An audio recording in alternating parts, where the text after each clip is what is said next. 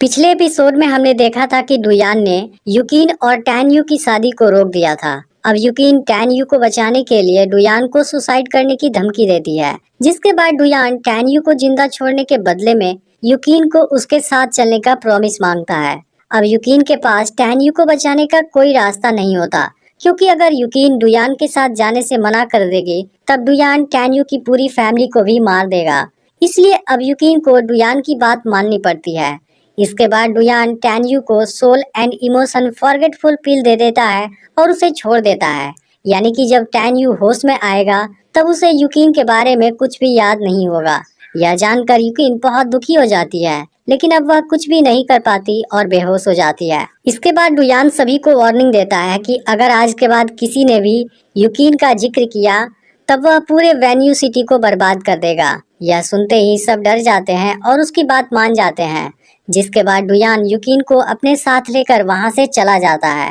अब tan you भी बेहोश पड़ा होता है और होश में आने के बाद उसे युकिन के बारे में कुछ भी याद नहीं होता। जब वह अपने पेरेंट्स को दुखी देखता है तब कहता है कि आपको घबराने की कोई जरूरत नहीं है, 1 महीने बाद मैं लियू और सीतू फैमिली दोनों को देख लूंगा। इसके बाद टैन यू मेडिटेशन करने के लिए पवेलियन में आ जाता है।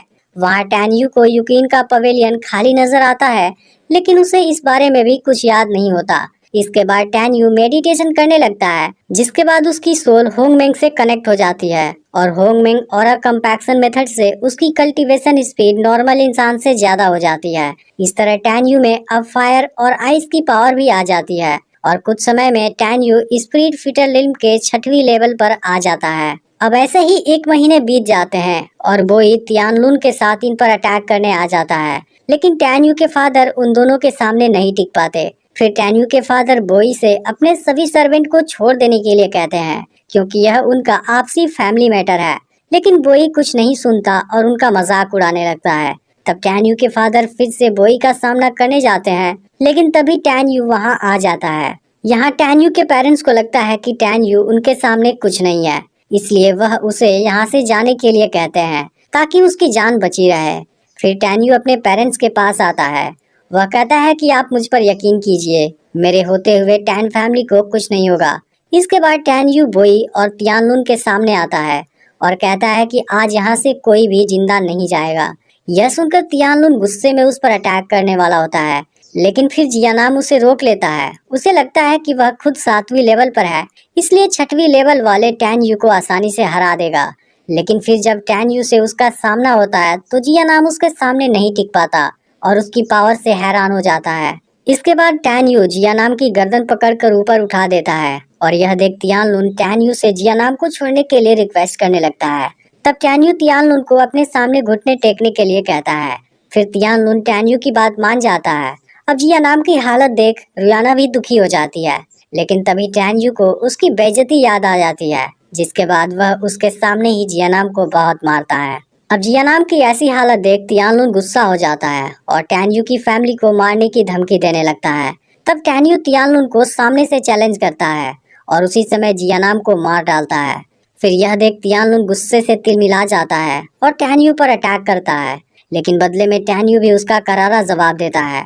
इसके बाद तियानलुन तलवार से उस पर अटैक करने जाता है, लेकिन फिर टैन यू होंगमेंग की गॉड आई वाली पावर से खुद को प्रोटेक्ट कर लेता है और तभी टैन यू के फादर तियानलुन को मार डालते हैं। इसके बाद टैन यू बोई का सामना करने जाता है, लेकिन बोई उसे बुरी तरह जख्मी कर देता है, जिससे टैन यू की मदर घबरा जाती हैं। इसके बाद बोई टैन यू के फादर से हार मान जाने के लिए कहता है, लेकिन तभी टैन यू फिर से खड़ा हो जाता है और उसकी बॉडी हील हो जाती है। फिर वह बोई से कहता है कि मेरे होते हुए मेरी फैमिली को कुछ नहीं होगा। इसके बाद टैन यू सोल बर्निंग टेक्निक का इस्तेमाल करता है और अपनी बिजली जैसी रफ्तार से बोई पर अटैक करने लगता है। फिर बोई उसका सामना नहीं कर पाता और अपनी डॉटर रुयाना के साथ वहां से भागने लगता है, लेकिन फिर टैन यू रुयाना को अपनी तलवार से मार देता है। वहीं बोई भी ज्यादा समय तक नहीं भाग पाता और टैन यू उसे पकड़कर बहुत मारता है, जिसे देख सिटी के लोग हैरान हो जाते हैं। इसके बाद टैन यू के फादर बोई को जान से मारने के लिए कहते हैं, जिस पर बोई कहता है कि अब मेरा बेटा हुआंगफू सेक्ट का मेंबर बन चुका है, इसलिए वापस आने पर वह तुम्हारी पूरी फैमिली को खत्म कर देगा। बोई अपनी जान बचाने के लिए उनके सामने गिड़गिड़ाने लगता है। फिर टैन यू की मदर उसे छोड़ देने के लिए बोलती हैं, क्योंकि वह बोई के बेटे से थोड़ी घबरा गई थी। लेकिन टैन यू को इस बात से कोई फर्क नहीं पड़ता और वह उसे वहीं मार देता है। यह नजारा देख सभी लोग बात करते हैं कि वोई का बेटा वापस आने के बाद इनको नहीं छोड़ेगा।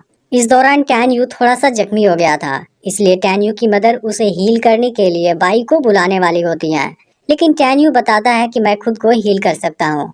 अब टैन यू को भी रियलाइज हो जाता है कि बोई का बेटा रुलोंग वापस आकर अपना बदला जरूर लेगा, इसलिए टैन यू भी हुआंगफू सेक्ट का मेंबर बनने का डिसाइड करता है, क्योंकि अभी कुछ समय बाद यूजिंग सिटी में इसकी रिक्रूटमेंट होने वाली है। यह सुनकर टैन यू की मदर घबरा जाती हैं, क्योंकि उसकी सिलेक्शन प्रोसेस के दौरान ही काफी लोगों की जान चली जाती है। तब टैन यू अपनी मदर को समझाता है और फाइनली उनको मना लेता है।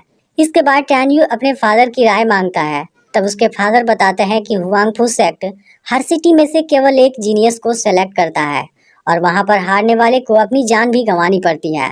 इसलिए टैन यू के फादर इस बारे में उसे फिर से सोचने के लिए कहते हैं, लेकिन टैन यू बहुत पहले ही डिसाइड कर चुका होता है। तब उसके पेरेंट्स उसे ब्लड स्पिरिट लॉयन देते हैं, जो इसे वहां तक ले जाएगा। इसके अलावा टैन यू की मदर उसे 10,000 स्पिरिट कॉइन्स देती हैं, जिसे वह सेक्ट के अंदर यूज कर सकता है। फिर लास्ट में टैन यू के फादर उसे अपनी तलवार दे देते हैं। इसके बाद टैन यू अपने पेरेंट्स का आशीर्वाद लेता है और ब्लड स्पिरिट लाइन पर अपनी जर्नी के लिए निकल जाता है। इस दौरान टैन यू अपनी स्पिरिट की एक और लेवल को बढ़ा लेता है और 7वें लेवल पर आ जाता है, जिसकी मदद से वह 9वीं लेवल तक के दुश्मनों को भी हरा सकता है। अब फाइनली कुछ दिनों के बाद टैन यू उस जगह पर आ जाता है जहां पर हुआंगफू सेक्ट के लिए कंपटीशन होने वाला है।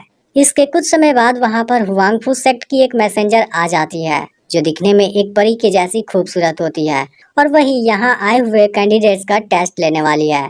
उसे देखने के बाद टैन यू भी उसके बारे में सोचने लगता है। असल में इस मैसेंजर का नाम मेंगई होता है और सिटी का मेयर उसका वेलकम करता है। फिर मेंगई सभी को बता देती है कि यह कंपटीशन केवल एक राउंड का होगा और इसमें जो लास्ट तक बना रहेगा वह हुआंगफू का मेंबर बनने के लिए क्वालिफाई कर जाएगा।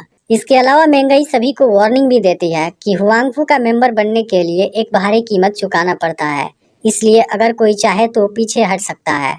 लेकिन वहां आए हुए सभी स्टूडेंट्स कंपटीशन के लिए रेडी हो जाते हैं।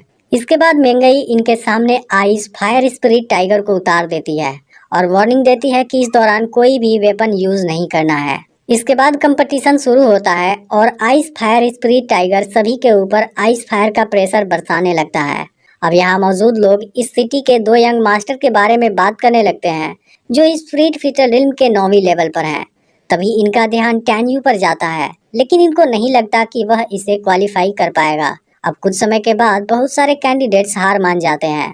इसके बाद टाइगर आइस फायर की पावर और बढ़ा देता है, जिसमें अब केवल 4 कैंडिडेट्स बचे होते हैं। फिर सिटी के दोनों यंग मास्टर अपनी स्पिरिचुअल पावर से इसका सामना करने लगते हैं।